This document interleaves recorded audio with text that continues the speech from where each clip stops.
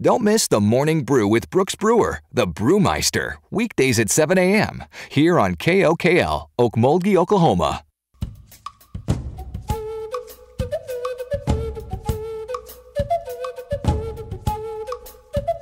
SJ, welcome to Muskogee Radio, your weekly source for tribal and community news, interesting guests and discussions, plus a local events calendar.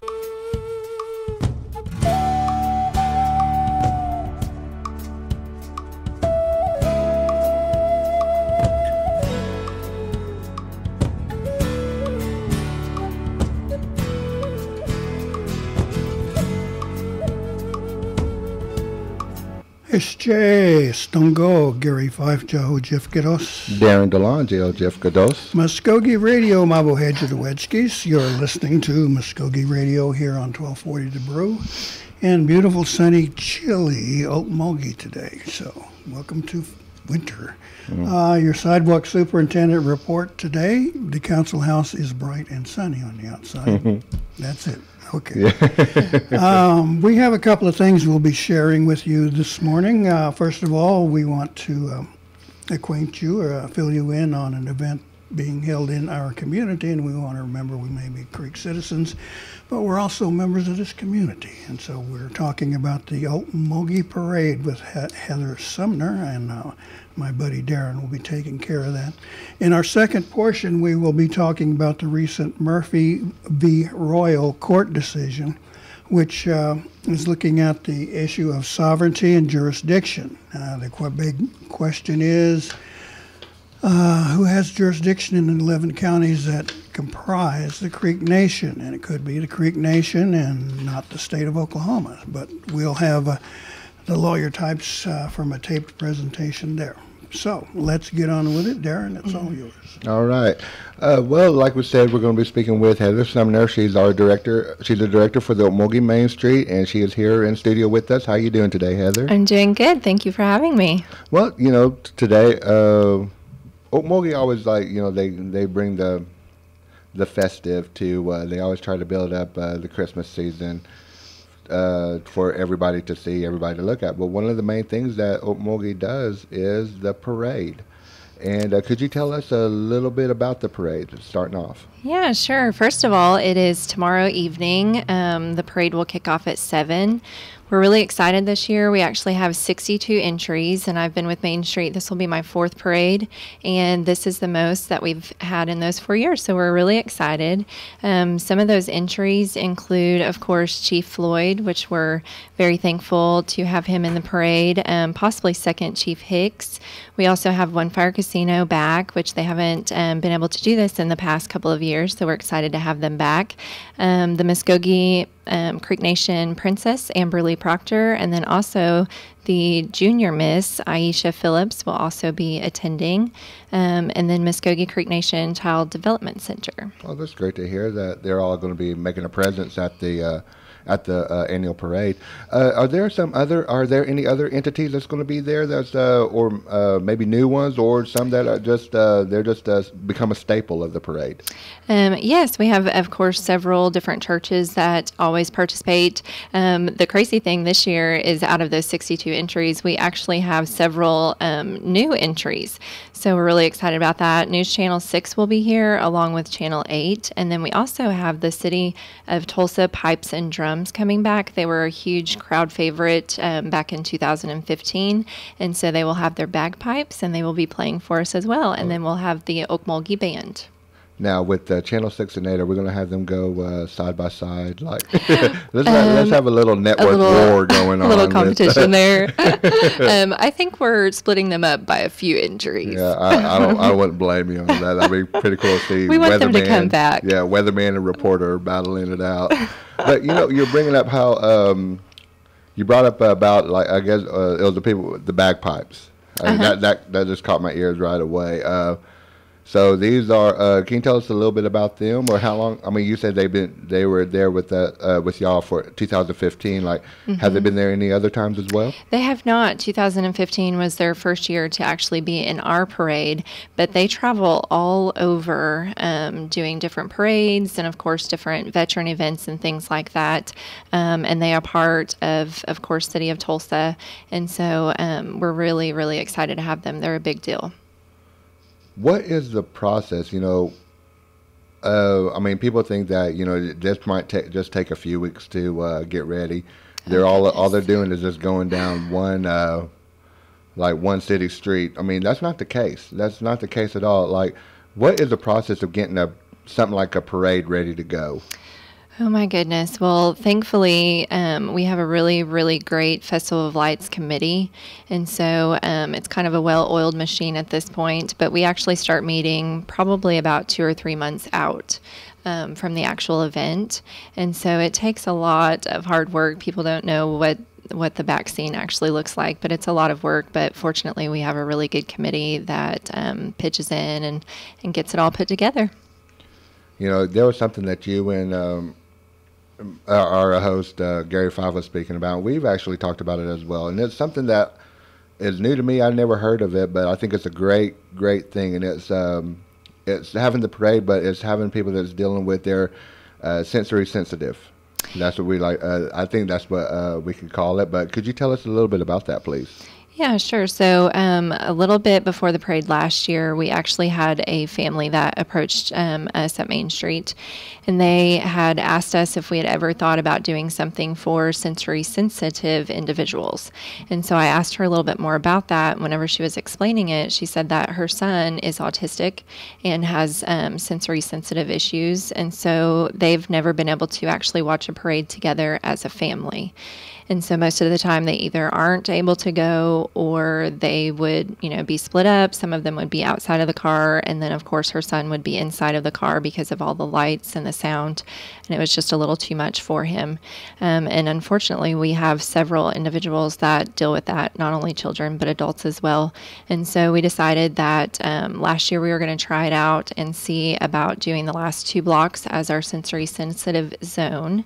And it actually worked out well. We had a good response. We had several people come to us afterwards and say that how much they appreciated that they were able to actually watch the parade as a family for the first time. And so we're going to continue doing that. If we're able to help even 1 or 2 families be able to watch it, we'll continue to do this. So the last 2 blocks, so Porter to Muskogee, will be the sensory sensitive zone. So it'll be a little less lights, a little less sound. And I have to ask, like, how does, I guess, if you have a band in there, if you have, I'm going to say the guys that are playing the bagpipes, how are they know to be able to control that tone, that volume, be able to, I guess, not shut it down, but tone it down just a little bit to be able for the last 2 blocks? Yeah, so the Okmulgee band will, of course, be able to play a little bit softer and things like that. The City of Tulsa Pipes and Drums is a little bit different with their bagpipes. They can't really tone it down, so they will probably actually be one of the first groups through the parade, and so they probably will not be able to tone it down, but that should be the only one that will be playing just normal. That's pretty great to hear, though. I mean, that y'all is able to adapt as something as big as a parade for the people that deal with their sensory sensitive, and it shows the great talent that that these bands have. To be able to tone it down themselves, especially with drums, with their saxophones, any musical instruments that they're going to be playing loud. They'll be able to do it. It just shows the talent that they have. Oh, yes. And our Okmulgee band, of course, is amazing. Rusty Helms does such a great job with his students. So we're excited, and we think that it'll be another big hit and allow families to be able to watch the parade together. Could you let our audience know, how they're going to be able to know? I know you just said the last 2 blocks, but they might forget. But some people, how can you let the people know that they're going to be in a sensory sensitive area of the parade? Yeah, so we actually will have a couple of volunteers placed in that area, and they will be holding up large signs that say sensory sensitive zone. And then also prior to the parade starting, they will actually kind of be talking to the people that are gathering in those areas. So we will have volunteers to make sure that people realize what area they're in.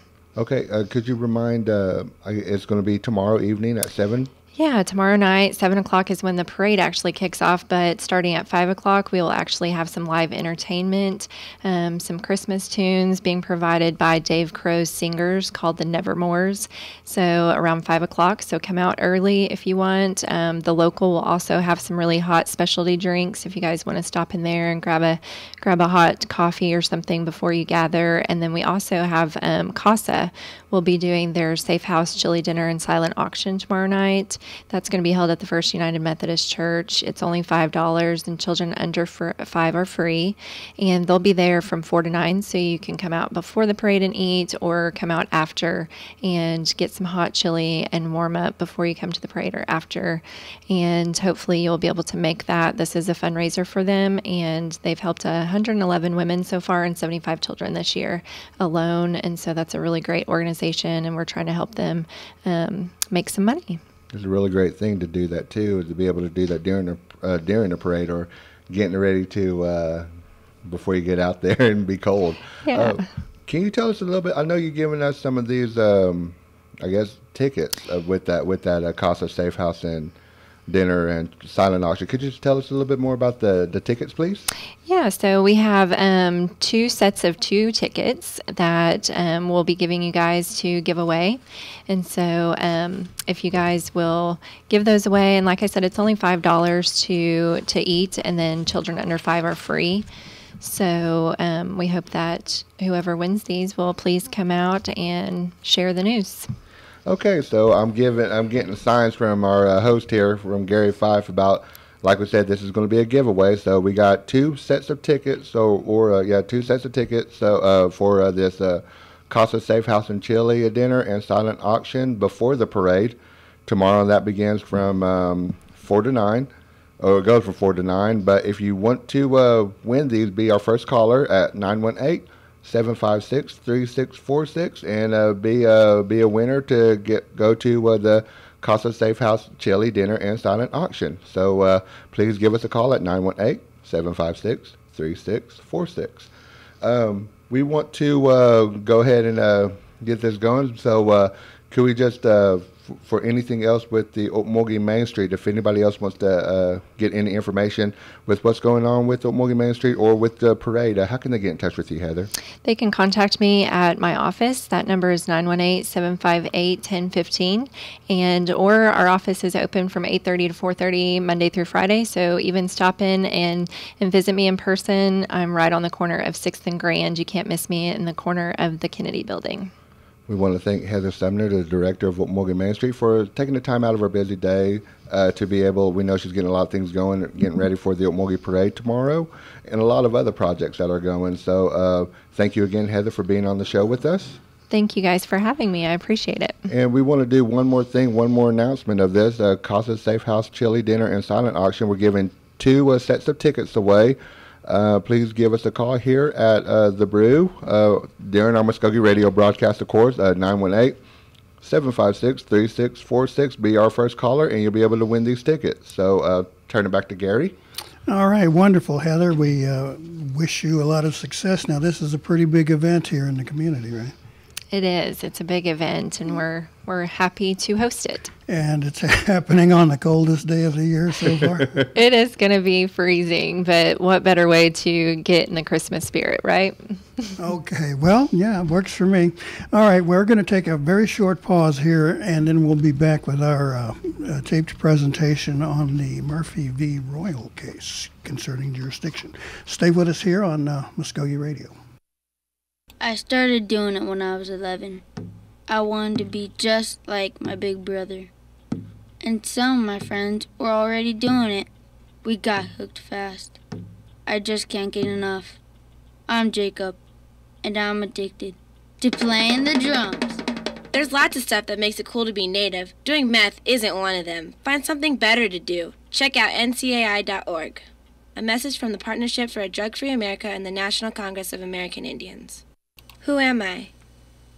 Am I Indian? Just 'cause I'm a girl from the res, don't make things up about me. What if I move away? Then who am I? Some kids try meth just to escape, but then I think about my grandma, my little brother, my beadwork, my poetry, and I think, I like who I am, and I know meth is not for me. Check out ncai.org, a message from the Partnership for a Drug-Free America and the National Congress of American Indians. All right. Earlier in, I believe, 1991, a gentleman named Murphy was involved in a murder case and was convicted in a state court.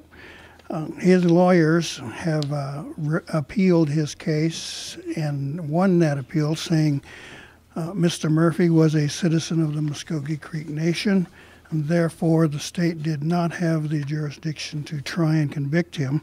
Only a federal court should have done that. Could be a federal court, perhaps a tribal court.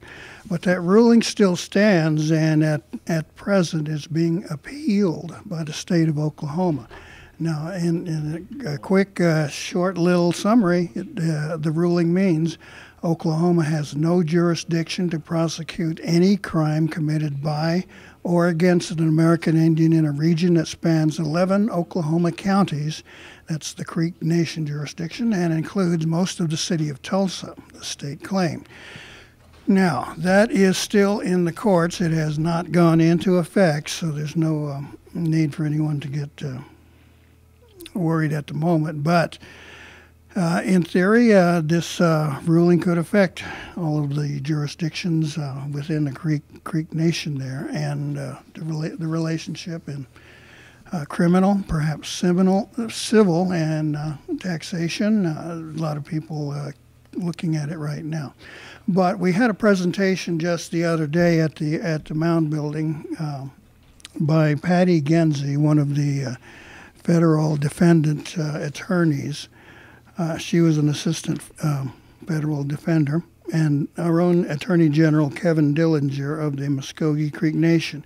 Now, what they did was try to explain what's going on here so people would not panic and go off the deep end without understanding what we're talking about. So we attended the session and recorded it, and we'll be sharing that with you. Now, this is Patty Palmer Gezzi.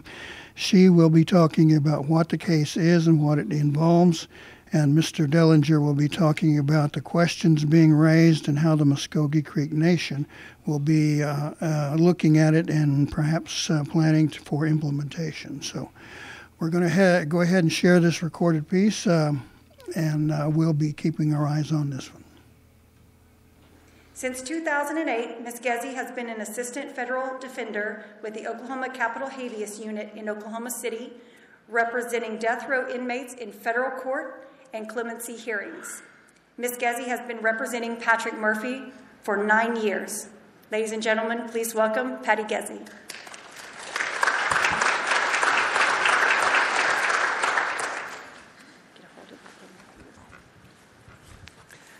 Thank you, Shannon. And it's nice to see everybody here today. Before I get on to what really is a celebration that a court finally, after all this time, has recognized that the Creek Nation reservation boundaries still exist. So the main conclusion, of course, by the court is that the 1866 reservation remains intact. And one of the themes throughout this opinion is that Congress is who can create a reservation, and Congress is who must disestablish it. And that's the fundamental part of this opinion.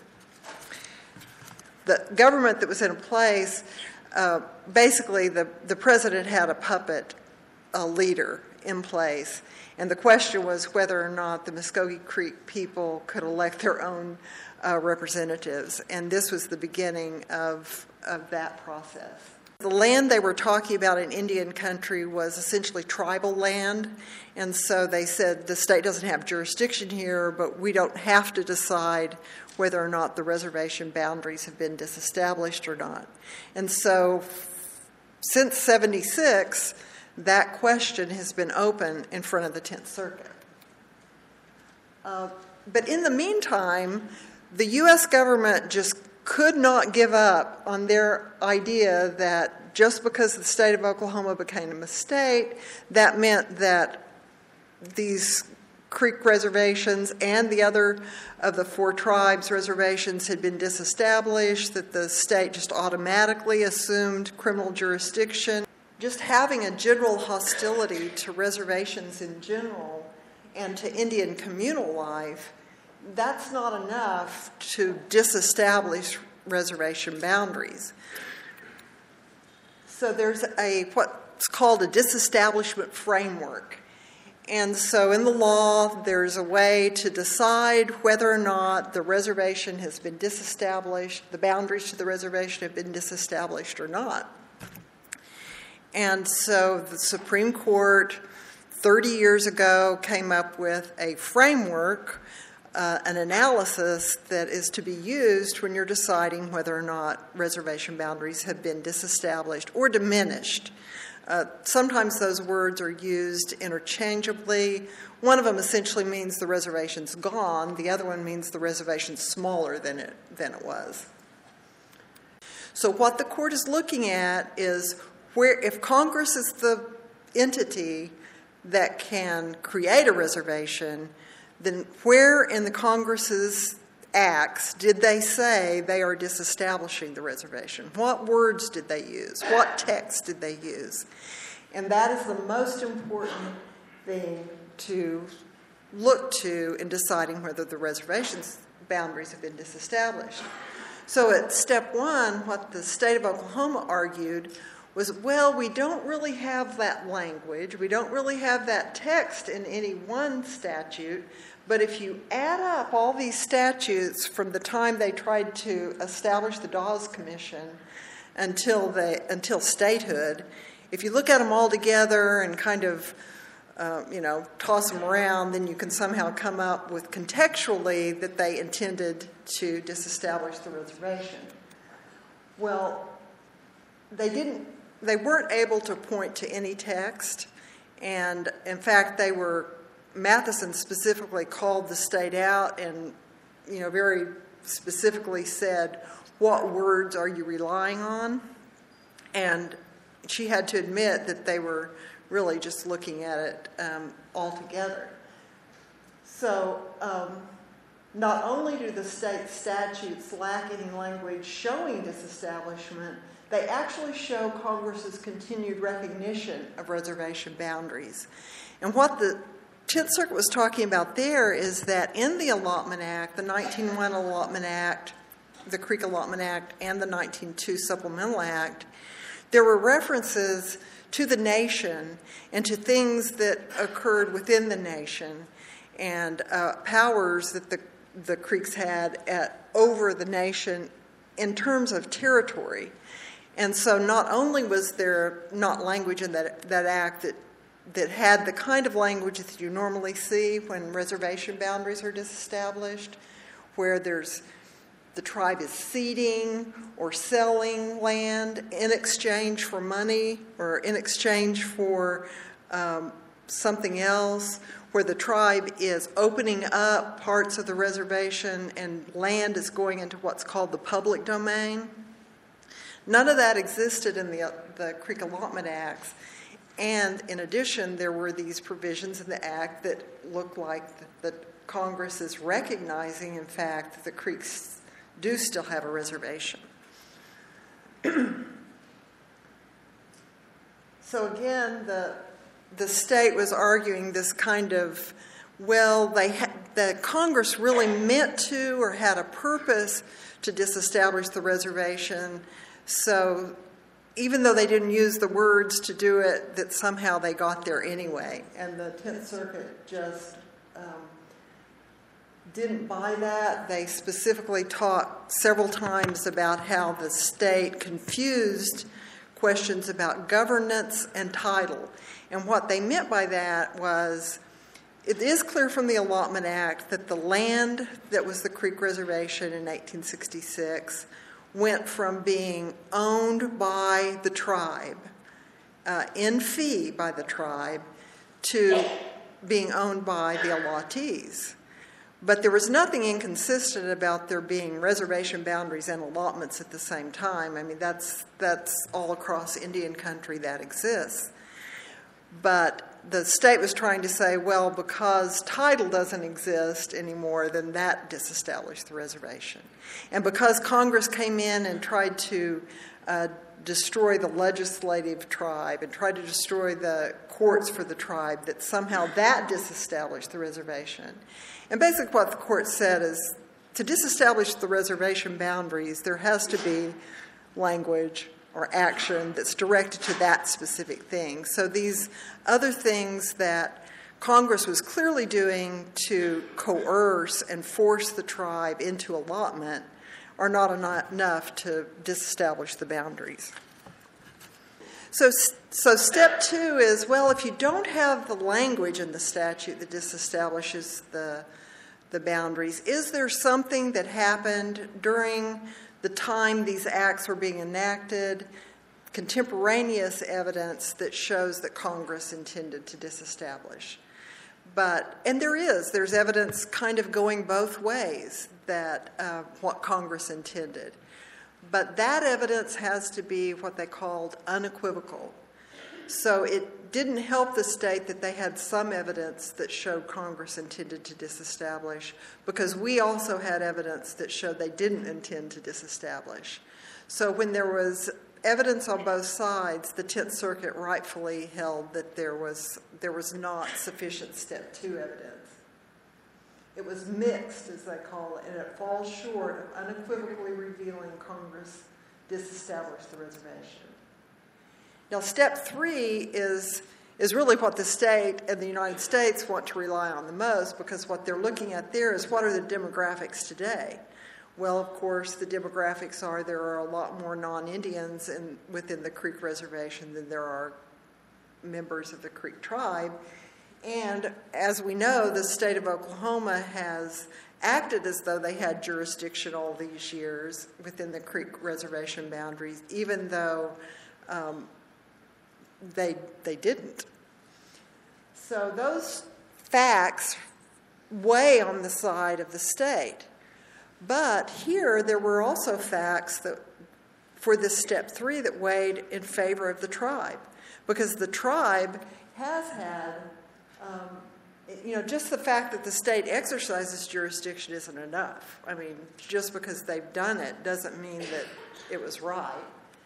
And so it's not a proper basis to conclude that Congress disestablishes the reservation. So I call these exaggerated parade of horribles. They're Chicken Little revisited. They thought the sky was falling in. And these are some of the things that they said, sort of briefly put, but they said every state conviction involving every tribal member on the reservation will be subject to collateral attack in federal court. So they were talking about thousands of old cases that are going to come up. They said the United States will be required to investigate and prosecute 1,000 new cases each year. They said the increased caseload will fall on a single Eastern District Court judge. They said civil rights protections will be inapplicable to many Oklahoma citizens. Well, first of all, crimes not involving Indians are still in state jurisdiction. It doesn't matter where they occurred. And significant procedural barriers exist for the, quote, flood of these old cases. In fact, there would be a lot of old cases that you would expect defendants wouldn't even raise an Indian country issue, because they may, in fact, be better off with the state sentence they're serving than risk what might be out there for them in federal court. And then if their 1,000-fold increase idea about how many new cases they're going to have to prosecute were true, then there would be nearly as many Indian country cases in the Eastern and Northern District as there were in all of the United States in 2015. So I think we were able to show that their claim of thousands of new cases was a bit of an exaggeration. Also, there are 7 district judges and 6 magistrates in the Eastern and Northern Districts. So why they thought there would only be 1 judge handling this case, who knows? Also, I think the whole rehearing argument, I mean, they don't come out and say that the Muskogee Creek Nation can't handle this, but they might as well have. But the Creek Nation obviously is committed to public safety. They already have cooperative agreements in place with law enforcement at the county level, at the municipal level, at the Bureau of Indian Affairs level, and that they would, obviously want to keep having those kind of cross-deputization agreements so that nobody falls through the crack in law enforcement. They also have a court system in place to handle the prosecutions that may increase in Kevin's office.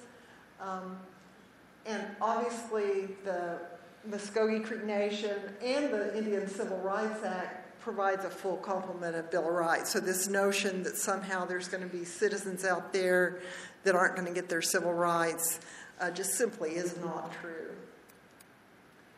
So in addition to these law enforcement impacts, and certainly there will be law enforcement impacts, but the amicus rehearing and the state also raised all kinds of civil and regulatory impacts, highly speculative. There's really, they had nothing to prove that those would occur, but just kind of this, again, Chicken Little idea that, all hell's going to break loose, excuse my language. So I thought, well, we don't know anything about these speculative things, but one thing we know they didn't mention, which is under the Oklahoma Gaming Compliance Report, the exclusivity fees set a record last year of tribes essentially giving the state of Oklahoma $132 million, 8.5 of it from the Muskogee Nation alone. You don't see that mentioned in any of the discussion by the state or the U.S. government about cooperative arrangements. And really, the state doesn't have to do anything to get this money. The tribes bear the burden of liability and the cost of operating the gaming facilities. And while I'm not a gaming lawyer, it does seem like that is a significant thing. And it also means another thing to me. It means that tribes are going to cooperate with the state if it's something that both helps their citizens and might also help state citizens. They're not going to be out there sort of butting their heads against the state of Oklahoma and setting up their own corporation commission and things like that were kind of the suggestions of these kind of extreme actions that they expected from the tribe. So the 10th Circuit did deny rehearing. They made a relatively small change to their original opinion. And really the part in bold they added, and it really they had already said it, but it firmed it up and cleared up a little bit of a question that the state had raised. And that has to do with the presumption, because you start with a presumption that the reservation still exists. I mean, that's what the law says. You presume the reservation exists. It's up to the other side to show that there's specific text disestablishing it, that the contemporaneous historical evidence supports that it's disestablished. So they added this provision, Solemn, which is one of the cases that sets this framework. And every case applying it presumed that a reservation continues to exist unless Congress has legislated otherwise, as demonstrated above. The OCCA, and that's the Oklahoma Court of Criminal Appeals, not only ignored, but also reversed this presumption. So does the state We will not make the same mistake here. So they added that provision really just to punch in the presumption. They took out a little paragraph that had to do with burden of proof that wasn't really significant and sort of was confusing, and the state had lit on that as something that was important when it wasn't, so they just deleted it.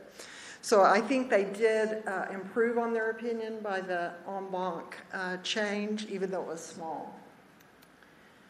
But Judge Timkovich, which we call the invitation to the Supreme Court, or some people have called it the note to Neil Gorsuch, because for those of you who don't know, Neil Gorsuch used to be on the 10th Circuit Court of Appeals, and President Trump appointed him to the Supreme Court. So Judge Timkovich and Judge Gorsuch, and in most of the cases that I dealt with them, would have been on the same side philosophically.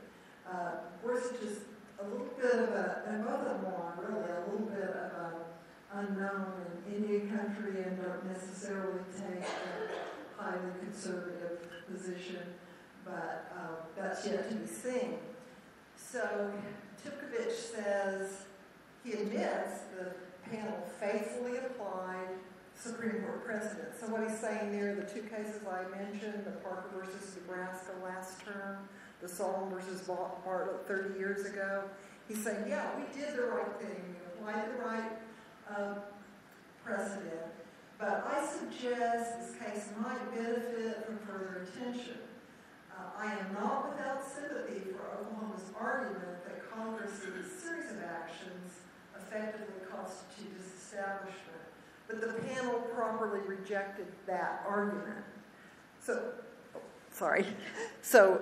the panel properly rejected that argument. So the anticipated arguments we expect now from the state of Oklahoma, that's changed. I mean, if you'd asked me before we had Timkovich's note to Gorsuch, I would have probably given a different viewpoint, but I think they'll be saying now the Supreme Court should develop a brand new framework, and it should allow for reservations to be disestablished in fact, though not in law. So this idea of de facto disestablishment, they'll argue that Indians should no longer be given the edge when there's ambiguity. So there's a long principle in Indian law that if there's doubt about what provisions mean, that doubt should be resolved in favor of Indians. That's a very long and important Indian law principle. And, it looks like to me that what Timkovich is saying is, we should do away with that, or at least the Supreme Court should consider doing away with that. And that somehow the old adage that Oklahoma's different, this is a, quote, rare case that where the Supreme Court should somehow enhance steps 2 or 3. That to me seems to be the least cert-worthy, because that could impact reservations across the whole country. Why would the Supreme Court, after they've just decided and reiterated the same framework last term in a case out of Nebraska, why would they change, where they've said the text is the most important language, why would they turn around now, 2 years later, and make that different? So that's what we anticipate. The state of Oklahoma's cert petitions due in February. I did check with them. They, at least at this point, are not going to ask for an extension of that time. They would get it if they asked for it. They would automatically get another 60 days, but right now they're not planning to. And we plan to file our brief in opposition quickly too. So normally you would think then you might get a cert denial if that's what's going to happen, which I hope happens. You might get that in May or close to it. But there's a little bit of a glitch because we expect that the Supreme Court will call for the Department of Justice or the Solicitor's Department to offer their opinion, and they don't have a time limit. So when that happens, you're just kind of at their mercy. In fact, when Murphy was decided in the state court against him, the reservation argument was decided against him, we filed for cert. The Supreme Court called for the U.S. government to weigh in. They weigh in and say, oh no, we don't want cert now. But it took them almost a year before they filed their amicus brief. So that could happen here, and we could be waiting, much longer. But there's just no way to predict that. Please welcome my friend, Kevin Dellinger.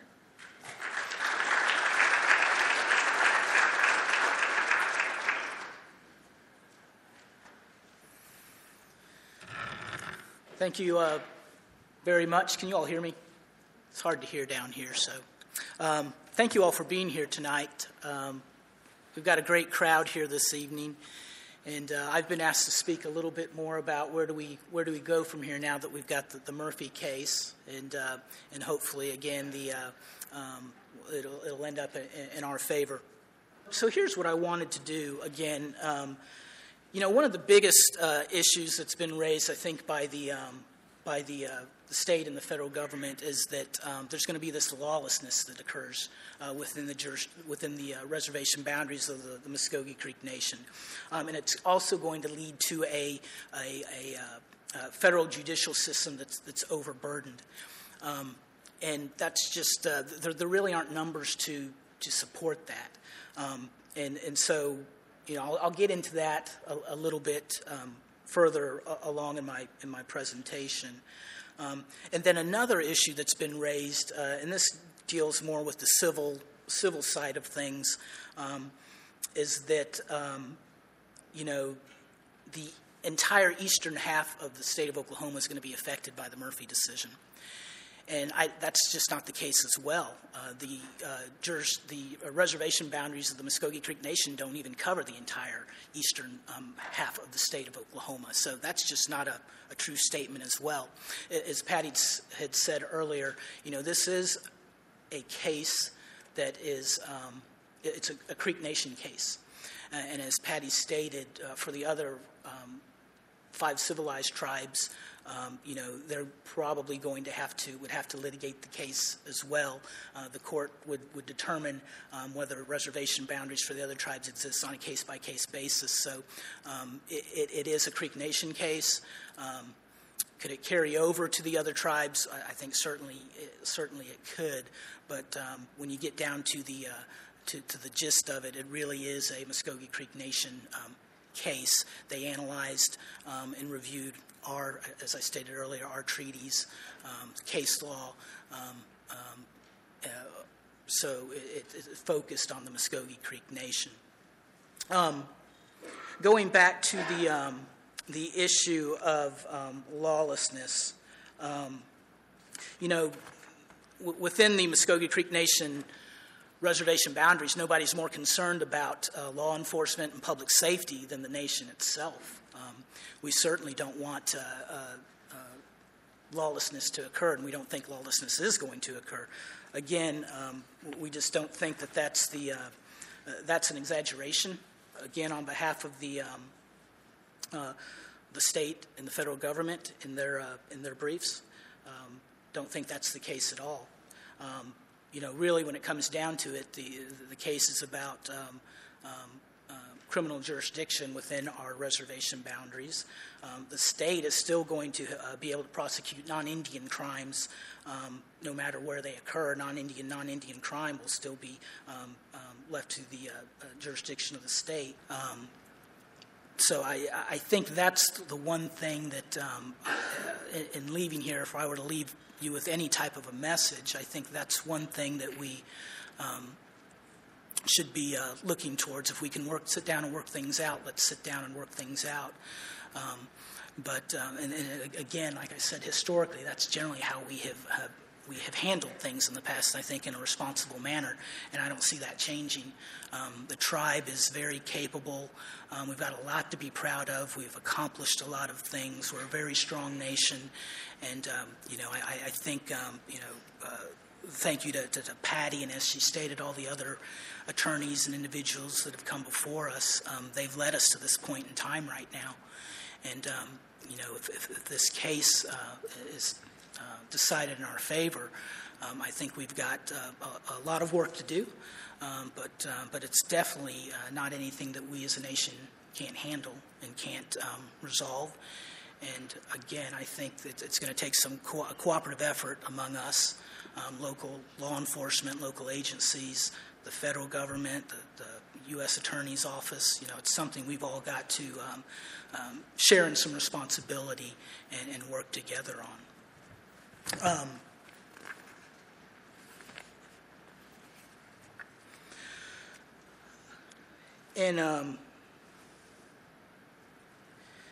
So what I would like to, again, I guess leave in closing, I want to make it clear, again, as I stated the first thing that I had stated, I don't think anyone more so than the nation wants to make sure that public safety and effective law enforcement remains.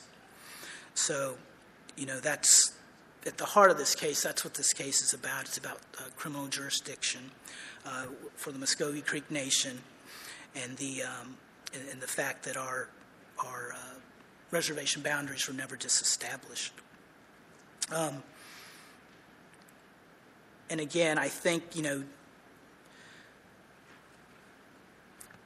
we have the ability with the data that is out there and the resources we have.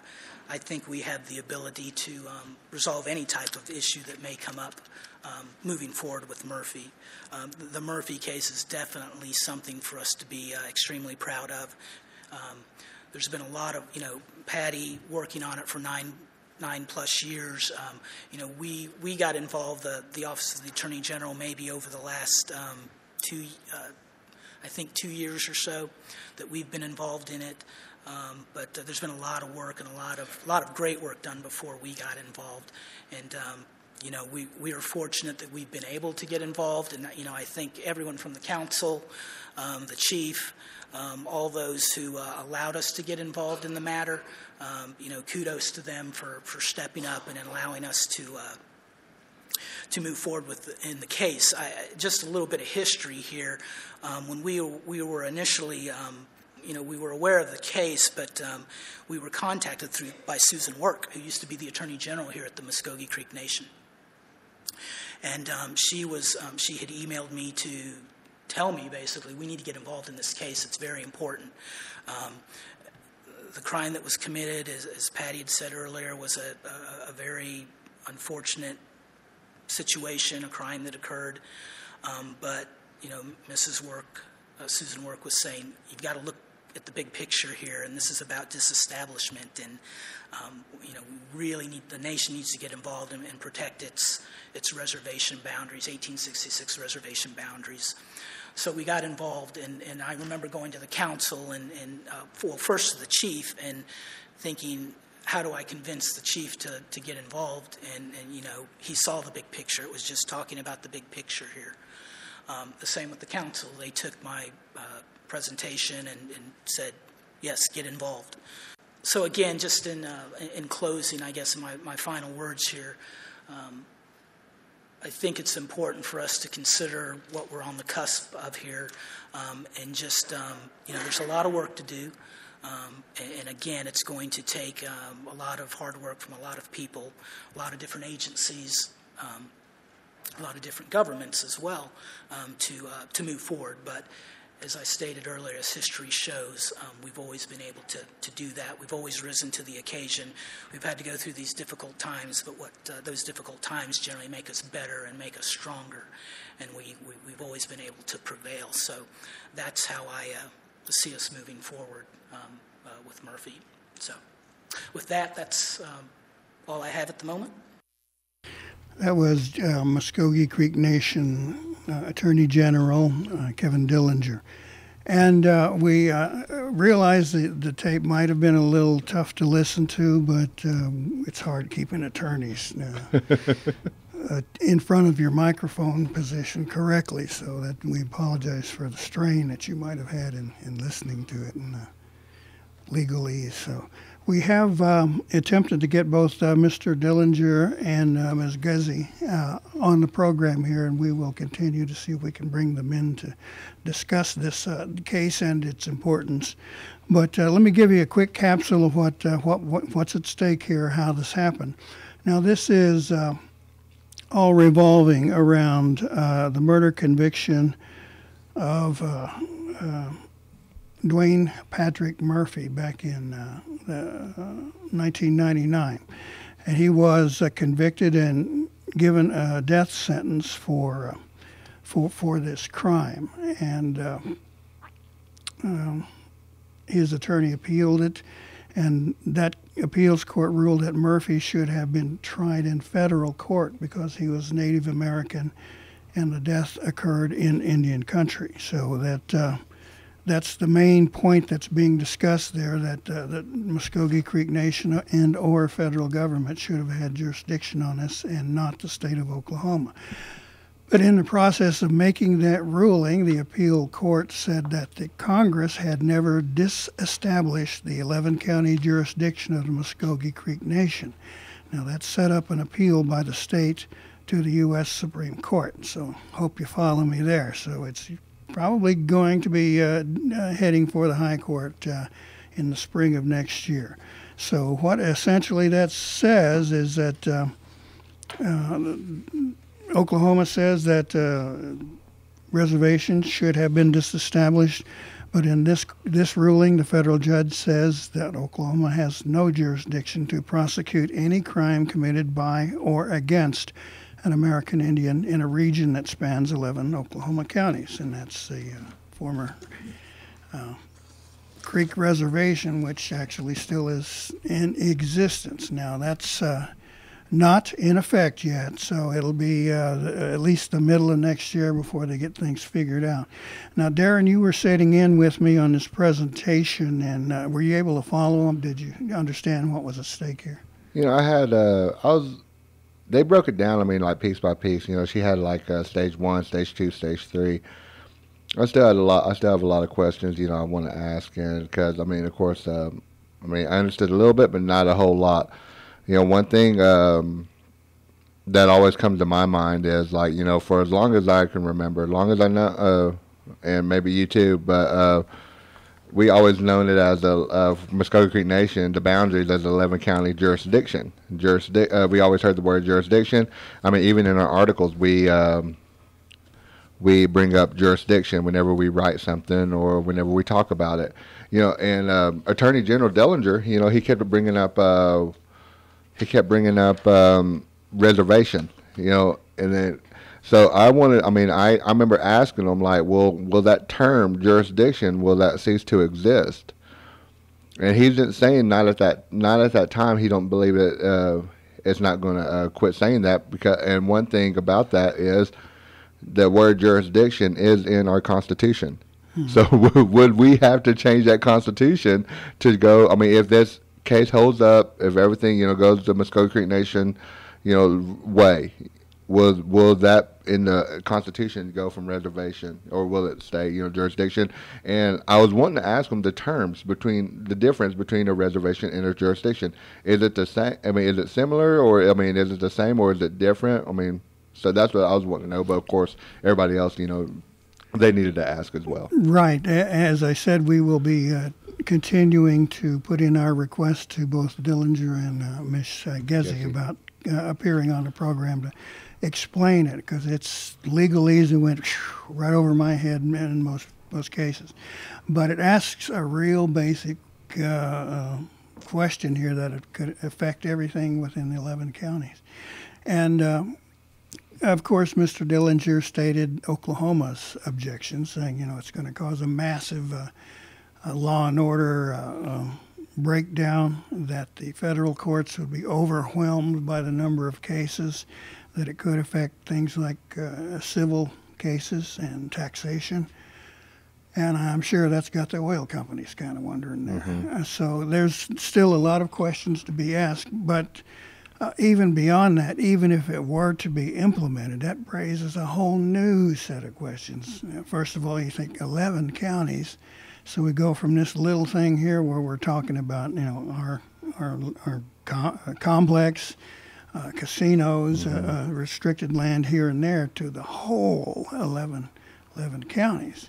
Now, you've worked with a lot with Light Horse, and Chief Hawkins said they had 67 officers. 47. 47 is? Yeah. And, that ain't going to cut it, so they're going to have to recruit. And, where's that money going to come from? Exactly. And, they did have a recent, job openings. They had, a certain, I'm thinking 6 openings for officers. And, you got to put into... and Chief Hawkins made up a good point. You got to put into the fact that on this, if it stays a reservation, you're covering the metropolitan area. Tulsa is going to be in that area of the reservation. I mean, far be it, Osage and Cherokee are among that, but, there's a big part of that Muskogee Creek Nation does cover. So you got to worry about that. But also the places such as Wetumpka, Walika, Holdenville, Ryle, Yardika, just those places as well, along with Tulsa. Right. So and all the highways that connect them. Exactly, yes. I mean, because you got some major highways going through. You got I-44, I-40, Highway 69 that goes north and south, So, I mean, those highways, and they cover a lot. They go through Muskogee Creek Nation, and that covers a lot of miles. Now, in the past, what's been discussed is cooperative agreements where the local jurisdiction and LEOs, law enforcement agencies, sign a deal with the Muskogee Creek Nation saying, okay, we'll help you guys out, and you can help us out. So say if something happens in the River Spirit parking lot, and Tulsa police might do the initial stop and then turn it over to Light Horse, and they work together to police and prosecute the case. So they would have to get all of those deals in place with all these jurisdictions. That would be the very important part. They have to cross-deputize with every single, county, every single city that's within the Muskogee Creek Nation reservation or jurisdiction. Whatever the term may be, but they're going to have to cross-deputize with each and every one. Right, and it's not going to be an easy thing to do because in some of those cases there was, a little bit of bad blood going on. Like in Okmulgee, it wasn't very cordial, shall we say. So they're going to have to soothe some ruffled fur there and see if they can't work something out. It's going to be a longer process after this verdict, whichever way it may go. It's going to be a longer process, no matter what. And other questions come along. Is like, what are we going to do with the extra cases? Exactly. Yeah, that's one situation. That's a big situation. Yeah, can our courts handle it? A jail. We're going to need a jail, maybe, or. He's saying that they brought him up that those questions have came up. But are they on hold right now, or are they waiting until that verdict happens, or are they going into that? I guess what's it called, the master plan that they're talking about? So is that involved in that master plan? Okay, a lot of questions still coming up. Well, let's get on with a few announcements real quick in the last couple of minutes we have. Merry Christmas to you from Muskogee Creek Nation Transit. Free Ride Friday on Friday, December 15th. Get all your shopping done and give them a call and ride for free. Christmas gift bingo Saturday, December 16th at the Muskogee Dome. Doors open at 1. Bingo starts at 2. For more information, 918-549-2557. A holiday favorite has been Tulsa Ballet's Nutcracker, and there are discounted tickets for Creek Nation citizens and employees during that season. So if you're interested, you want to get a hold of them at 918-392-5914. Sahara Smiles, a donation drive for Okmulgee Primary School, December 8th at 3 p.m. For more information, contact Donna Cook on donations at 918-618-3776. Also, Indian Taco Sale, December 9th from 11 to 2 at Eufaula Indian Community Center. I'm getting hungry already. $8, drink included. Go to the Eufaula Community Center, 800 Burks Road in Eufaula. I have one more here at Native Arts and Crafts, Saturday, December 9th at, of course, Eufaula Indian Community Center, 800 Burks Road from 9 to 3. Also, $20 per table. Table and chairs are provided. Doors open at 7:30 to set up. 50-50 raffle, cakewalk, and Indian taco sale. Okay, now finally we have some Muskogee Media T-shirts and other items still for sale. Unfortunately, I do believe they are out of the larger sizes, so you may have to come up with another plan. But the 2 T-shirt designs, I believe that if they might have bags left and mugs. So if you want to give us some support for what we do, there's your opportunity to get a hold of Muskogee Media.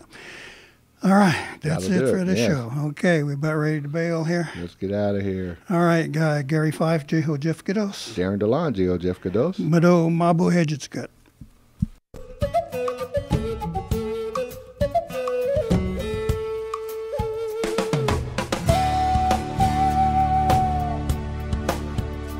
You've been listening to Muskogee Radio.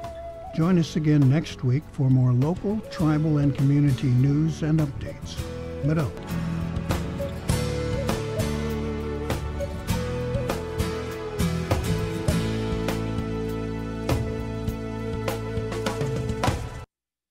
Listen to The Brew for the best classic hits of the 60s, 70s, and 80s. KOKL, Okmulgee, Oklahoma.